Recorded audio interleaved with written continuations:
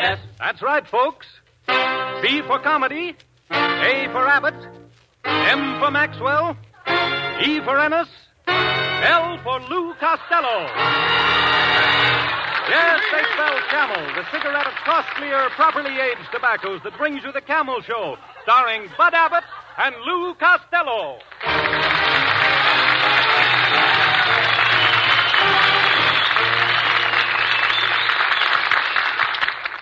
Oh, Abbott, my own bosom friend. Hi, Abbott.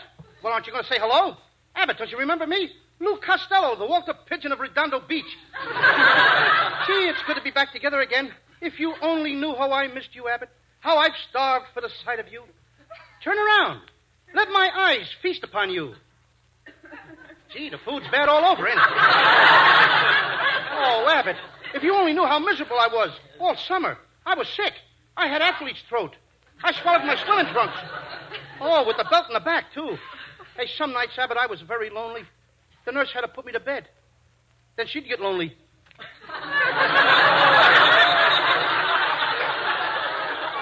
Abbott, I really did, though, from the bottom of my heart. All summer I missed you. Please say hello. Mr. Costello. Mr. Costello? He thinks I'm my father. Abbott, don't you know me? Costello, I don't want any part of you. And me with so much to spare. Costello, I hate to say this, but you are a constant source of embarrassment. You're crude. You're vulgar. You pride yourself on being a bad boy. You're completely devoid of manners. You're a bore. You're a disgrace to humanity. In short, you're a hopeless misfit. I agree with everything you said, but I don't think it's short. I'm not concerned with what you think. This is not a sudden decision. I spent my entire summer contemplating. You did? I spent mine in Pomona. I met a swell blonde. Forget the blonde. I'd rather forget Pomona. No, Costello, I'm through making apologies for you. Why, the way you behaved at Mrs. Thompson's dinner party. The idea of putting your elbows in the soup. Well, you told me to keep them off the table. And after dinner, that hide-and-seek game you played. For the past 4 months, I've been getting letters. Costello, where did you put Mrs. Thompson?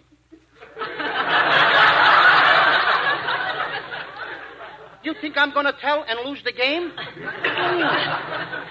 Besides, I didn't like those society people. That scavenger hunt. They brought me back 4 times before I could prove I wasn't a Quonset hut. You don't belong with society people. Of all things, talking about having your tonsils removed at the dinner table. I didn't bring up the subject of operations. I didn't. Mrs. Thompson did. She did? Yes, she told me she had her alimony cut off.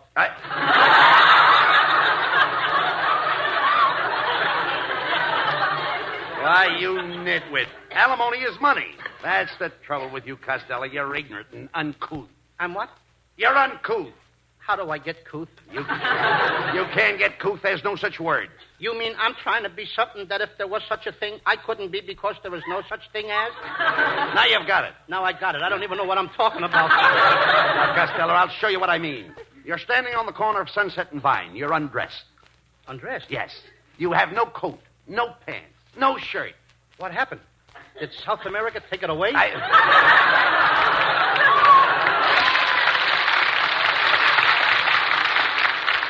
I'm just giving you an example. You're standing on the corner of Sunset and Vine undressed. You're uncouth. So I put on my pants and I'm couth. There's no such word. Okay, off with the pants again. Hey, look. Let's try another example. Now you're well dressed. My horse came in? Yes. No. You're the picture of elegance. Your clothes are pressed. Mm-hmm. Your shoes are shined. And your hair is combed. In short, you are immaculate. You just said in shorts I'm uncouth. No. Costello, will you please drop the shorts? Not in October. There, look. It's cold. Look. I just told you were well dressed. Immaculate. Now you take your clothes off. What are you? Immaculate. Now listen, there is no such word. Couth. No such word. No. Let's try it. Look. Now, please, don't mock. Now, let's try it once more. Go ahead. Now, you're fully dressed. You're attired. Gotcha. Now, your clothes are off. What are you? No such word. Yes, there is. What is it? Retired? No. Retread? No. Uncouth? Immaculate? No. No? No. You're a fine pal. Here you got me standing out on the street in my shorts. Hand me my bathrobe, Abbott, quick. Why? Here come a couple of girls I know. There you go. Always are those silly jokes. Oh, I wish my hands of the whole thing. Goodbye. Please, Abbott, don't wash your hands. I'll behave. All right. Now, over there is Skinny Ennis. Skinny? Now. I sure like the way the skin is arranged. That's it. You're looking at Marilyn Maxwell. I still like the way the skin is arranged. Listen to me, Costello. That's Skinny Ennis over there. He's the band leader. What happened to Vaughn Monroe? You know, the band leader that was on the air all summer for Camels? Well, the Camel people are giving him a show of his own. And we had to settle for Ennis? Now, listen. Don't put it that way. Mr. Ennis happens to be a gentleman of the Old South and a fine musician. Oh, what does he play? The claghorn? That's a joke, Abbott! Quiet. Keep the jokes to yourself. For that remark, my friend, you don't meet him. Oh, please, Abbott. I promise I won't embarrass you anymore. You promise me? I promise. Oh, all right. But remember, one crack out of you and it's all over. Okay. Oh, Mr. Ennis. Yes, Mr. Abbott? I want you to meet a very dear friend of mine, Lou Costello. Costello, this is Skinny Ennis. Can't believe it. What? I knew there was a meat shortage, but I didn't think it was this bad. Costello! Oh, I forgot. Mr. Ennis, what I meant to say was, you don't look like you got much meat. And, brother, you look like you got all of it. Oh, comedian, huh? You think you're funny? Yes, I become a comedian. When I first started telling jokes, people had faith in me. Then along came hope.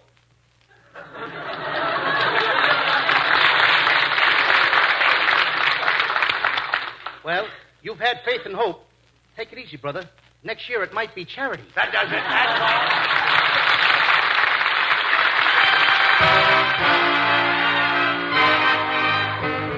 Camel's own Skinny Ennis and the orchestra. The song 5 Minutes More.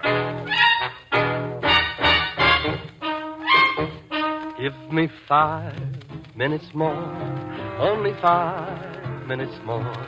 Let me stay in your arms. Here am I begging for only 5 minutes more, only 5 minutes more of your charm. All week long I dreamed about our Saturday days. Don't you know that Sunday morning you can sleep late? Give me 5 minutes more, only 5 minutes more. Let me stay in your arms.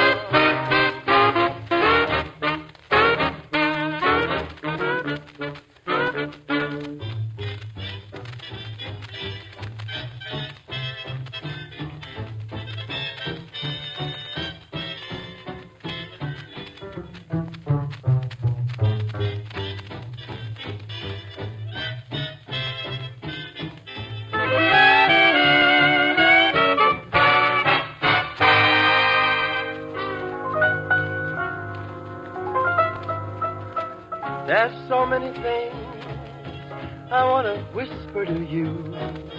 I could stay like this until the milkman's in view. Give me 5 minutes more, only 5 minutes more. Let me stay in your arms.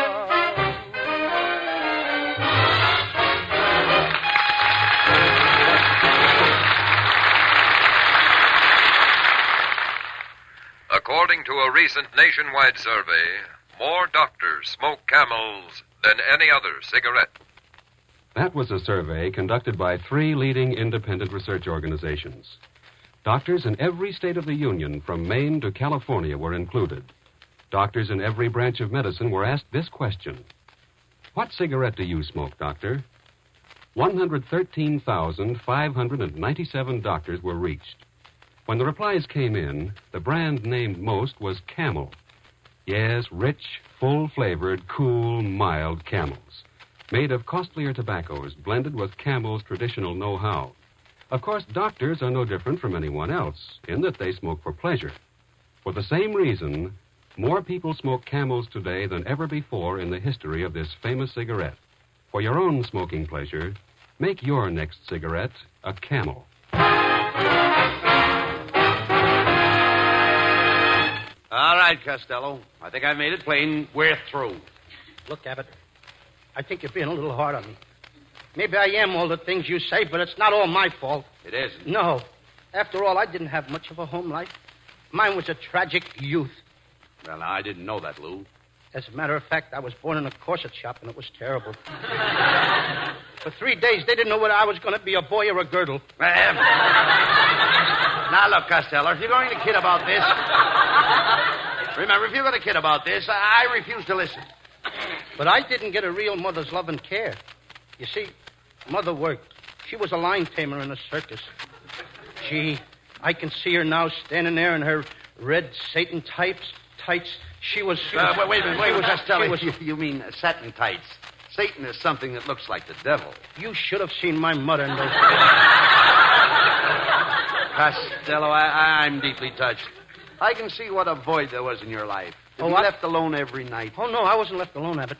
We used to have a sitter come in. It cost us 50 cents an hour. 35 for her and 15 cents for my father. 15 for your father? Mm-hmm. She used to sit on his lap. Her name was Bridget. She was an Irish sitter.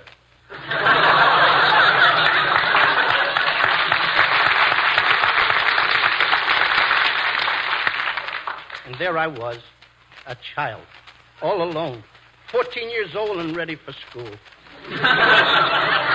Costello, you mean you got no education until you were 14? Oh, yes. I used to watch father with the sitter. And then, as it must to all men, Mother lost her job. The circus closed. And for weeks, we had nothing to eat but lines. Day after day, nothing but medium rare line burgers. And after dinner, we'd sit around the living room and growl at each other. Go ahead. Then, fortune of fortunes, Mother got another job. She became a racetrack tout. A tout? Isn't that a rather precarious way of earning a living? Oh, yes, but there was nothing I could do to help her. I was at that in-between age. Oh, I see. I was too heavy to be a jockey and too light to be a horse. Oh, what a childhood I had. Costello, I'm very sympathetic, but nevertheless, other men have overcome greater handicaps. Take one of our great presidents, Abraham Lincoln, for instance. A fine man, Abbott. Indeed he was, especially when you realize that the man who grew up to be president of these United States was born and raised in a crude log cabin without any of the modern convenience that we have today. Gee, yeah. At times I'm amazed that the man could endure such hardships. But put yourself in his place, Costello. If you had a rustic log cabin with rain coming through the roof, without plumbing or light or heat, what would you do? I'd rent it for $500 a month.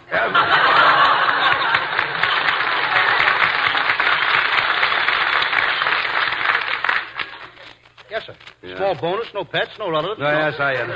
You're impossible.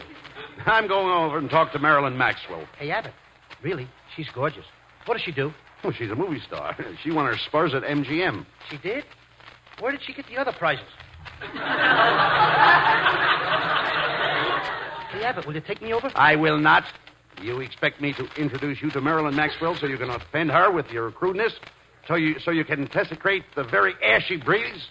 Look, Abbott, she can breathe her air and I'll breathe mine. There's enough to go around.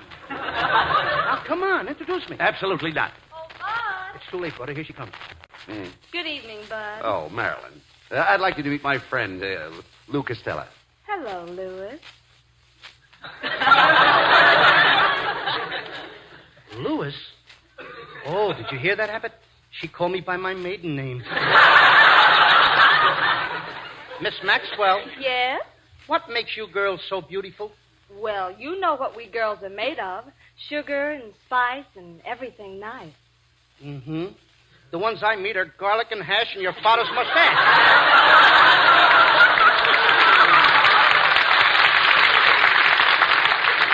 Costello, behave yourself. I'm sorry. Miss Maxwell, will you sing a song for me? anything you say, Louis.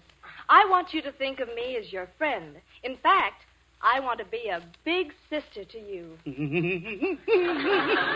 Sing the song. We'll figure out the family relationship later. Come on, Costello.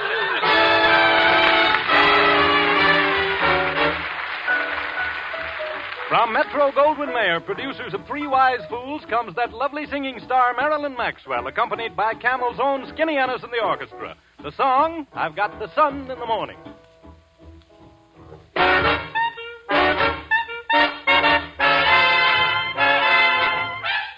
Got no diamond, got no pearl. Still, I think I'm a lucky girl. I got the sun in the morning and the moon at night. Got no mansion, got no yacht. Still, I'm happy with what I've got. I've got the sun in the morning and the moon at night. Sunshine gives me a lovely day, and moonlight gives me the Milky Way. Got no checkbooks, got no bank. Still, I'd like to express my thanks. I've got the sun in the morning and the moon at night. Do-do-do-do-dit. Sunshine gives me a lovely day. Moonlight gives me the Milky Way. Got no checkbooks, got no bank. Still, I'd like to express my thanks. I've got the sun in the morning and the moon at night. And with the sun in the morning and the moon in the evening, well, boys, I'm all right.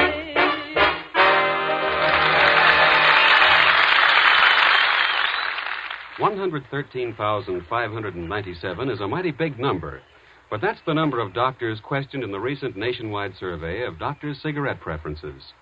3 independent research organizations conducted this survey.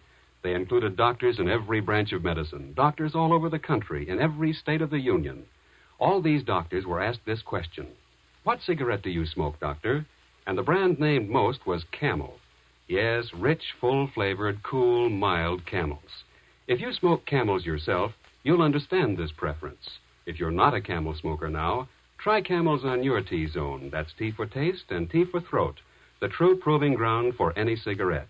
See if your taste doesn't appreciate the fine, full flavor of Camel's costlier tobaccos, and see if your throat doesn't welcome Camel's cool mildness. Then you'll understand why... According to a recent nationwide survey, more doctors smoke Camels than any other cigarette.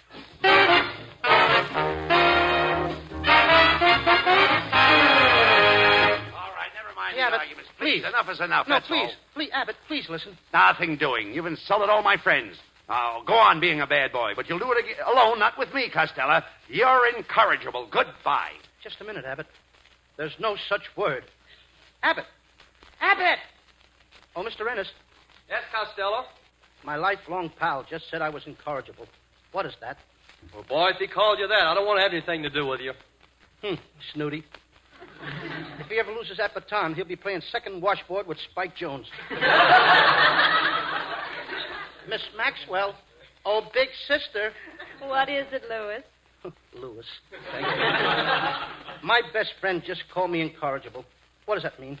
Well, I could explain it to you, Louis, but you'll get a better definition from this dictionary. It's under I-N. Thanks. These dictionaries. If you read one, you've read them all. Let me see now. I-N, incinerator. I may be built like it, but I'm no incinerator. Incoherent? That's a lie. I can hear as good as anybody. A guy can fall asleep looking through all these words. Incorrigible.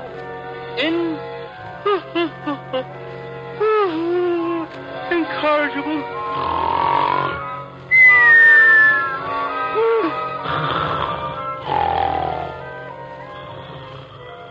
Lou Costello. Lou Costello. Somebody calling me? Where am I? You are in a dream world. A land of miracles where nothing is unattainable. I'll have a Frigidaire, 2 washing machines, and a 46 Buick. Hiya, Costello. Abbott, what are you doing here? Who are these guys? You'll find out. Mr. Costello, we keep a record of everything good and bad you do. Here under my arm is a record of the bad things you've done. Is that what that is? Yes. I thought it was the Encyclopedia Britannica. And here I have a record of all the good things you've done. On the back of that postage stamp? Yes, and it's only half used. You're also a great problem to me, Mr. Costello. I am? Yes, I write down the bad things you do. I use those pens guaranteed never to wear out. I have to get a new one every week. Have you tried writing underwater?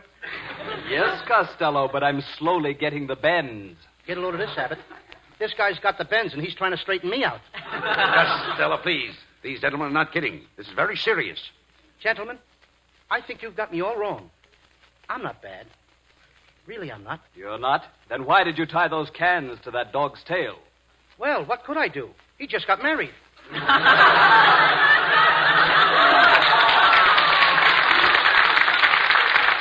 And do you deny that on Saturday you stuffed a cop down a sewer? I deny that. It was Saturday. Mr. Abbott, would you get me another pen? Yes, sir. Hey, wait a minute. How do I know you boys marked down everything in the right column? What do you mean? Well, you got the night I kept Callahan out till 5 in the morning? Yes, right here under bad. Oh, no, that was good. His wife was waiting for him with a baseball bat. We'll change that. And did you mark down the night on the Sunset bus I gave my lady my seat? Yes, that was good. No, that was bad. I was driving the bus. I'll make the change. Gee, I'd like to fill up that postage stamp. You write awfully small, don't you? Well, I'll read it. It says, good deeds was born, period. Go on. I have the next 24 years. Abbott, don't stand there like that. You gotta help me. Say something good about me. All right, gentlemen. I've known the defendant for years. He's really a good boy. He's done some wonderful things. I remember when there was a sick old man who needed a taxi fare to the hospital. And what did this golden-hearted boy do? Why, he gave that poor old sick man $3. Abbott, I'll never forget you. Which he stole from his poor old grandmother. Anybody want to buy a nice, clean postage stamp? I don't think it's fair to make me testify for myself. Why don't you call in some character witnesses? People who don't know me. Anything you wish. Name your witnesses. Well, character witnesses. Let me see. Joe Clark? I told him to bet on the Dodgers. Susie McGurk? No, not after Tuesday night. No. Oh, I know. Skinny Ennis. He knows me. Calling Skinny Ennis. Calling Skinny Ennis. Here I am, gentlemen. Who sent for me? We did, Skinny. Mr. Ennis, we have called you as a character witness. What do you know about Mr. Costello? Well, Colonel Costello's an old friend of mine. I don't know what I can say except that he's a man among men. Thanks, Skinny. Just don't turn him loose among women. Another fountain pen coming up. Hey, Abbott, please don't let him do this to me. Won't you I please warned you, help me? Costello. You wouldn't listen to me. I told you to tell the truth or take the consequences. How do you like that? I'm in trouble and he's playing with Ralph Edwards. I know who'll be my character witness. Miss Marilyn Maxwell. I'll call her. Calling Miss Maxwell. Calling Miss Maxwell. Here I am. Look at that, boys. If you don't mark that down under good, you need glasses. Quiet, Costello. Miss Maxwell, we've called you as a character witness for Mr. Costello. Well, all I can say is I work with Mr. Costello, and I know my father must like him very much because he won't let me speak to Mr. Costello unless he's with me.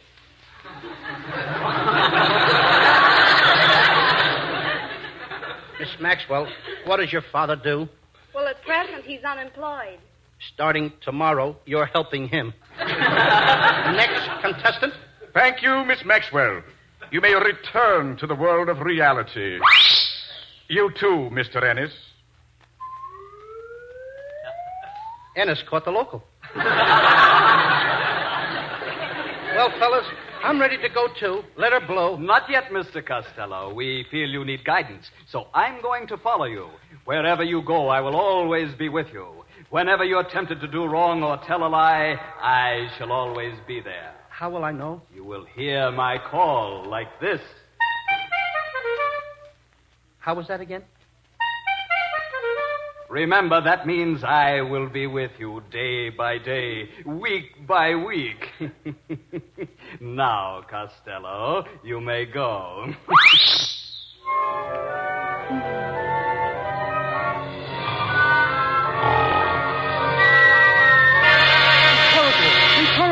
Incorrigible. Abbott. Oh, stop yelling, Costello. Where am I? You fell asleep in that chair. Oh, Abbott, I had the most awful dream. I met two guys who were keeping a record of my life. Who were they? Well, one kept the good records. And the other? I couldn't see him. He was writing underwater all the time.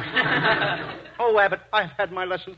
You're so right. I'm through being bad. From now on, I'm a changed boy. Well, I'm happy to hear that, Costello. I'm proud of you. I'm going to make you prouder. I'll show you I'm a gentleman. Oh, Miss Maxwell. What is it, Louis? May I have the pleasure of taking you home tonight? Well, can I be sure you're a gentleman? Certainly. And when we get home, we'll sit by the fire and do nothing but read poetry. Take to the hills, boys! The dam has broken! Get out, everybody!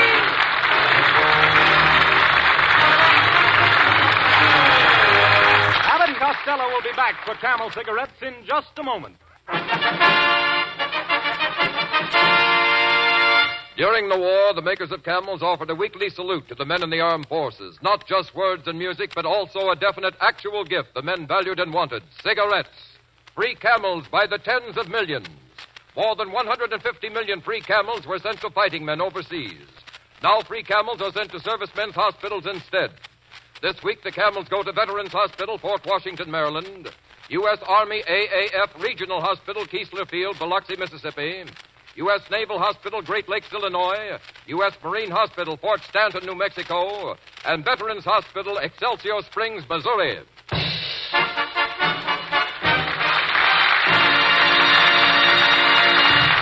Camel broadcasts go out to the United States twice a week, a rebroadcast to practically every area in the world where our men are still stationed, and to our good neighbors in Central and South America. And now here are Bud Abbott and Lou Costello with a final word. Well, Costello, since you're going to change, I'm going to be your pal again. Gee, thanks, Abbott. What are you doing later? What I do after every show. I'm going to the Macombo and have some pheasant under glass. I'm going to the Brown Derby for some cream turkey. I'm going to the drive-in for some meatballs. I've got a stomach ache. Good night, Abbott. Good night, folks. Good night, everyone.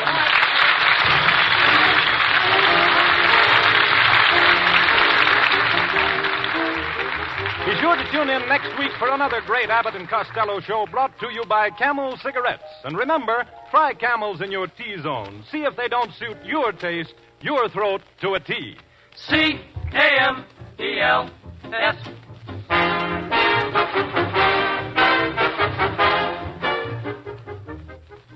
Every pipe smoker enjoys good, rich, full-flavored tobacco, but he likes his tobacco to burn cool and mild, too. That's probably why more pipes smoke Prince Albert than any other tobacco in the world. Prince Albert gives you rich, full, fine flavor because it's made of choice ripe tobacco, and it's mild and easy on your tongue because it's specially treated to make it so. Next time, ask for the National Joy Smoke, Prince Albert smoking tobacco. And for real listening joy, be sure to hear Prince Albert's Grand Ole Opry with its new singing star, Red Foley. Remember, Saturday night on NBC, Grand Ole Opry. Your local community chest gives aid to such good causes as Homes for the Aged, hospitals, the Salvation Army, Travelers Aid, visiting nurses, and many other friendly, neighborly services. You can best help support these many services by giving generously to the community chest in your city. Everybody gives to the community chest, everybody benefits. This is Jim Doyle in Hollywood reminding you to listen again next Thursday. This is NBC, the National Broadcasting Company. For Camel Cigarettes.